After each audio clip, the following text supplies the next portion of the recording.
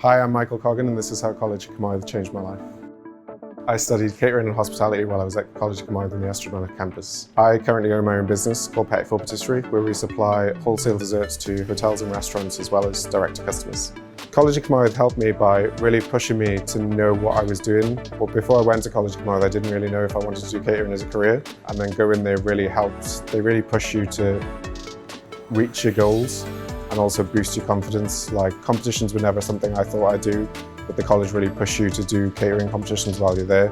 And since then, I've also done loads since I left because it kind of gave me the bug to compete. The thing I enjoyed most about my time at Coleg y Cymoedd was the care and support that the tutors and the college both give, and also the community within the catering department. I still speak to people I was in college with now, and the facilities were great too. So I would say they have probably the best facilities, especially for catering, in South Wales, if not the whole of Wales. Especially over the last few years, I know they've had a refurb and stuff. So yeah, the facilities are great, the tutoring's great, and the care to students is also great. I would 100% recommend Coleg y Cymoedd to anyone that's looking for a catering or hospitality course or any course in general. It's a great place to study and it's a great place to learn.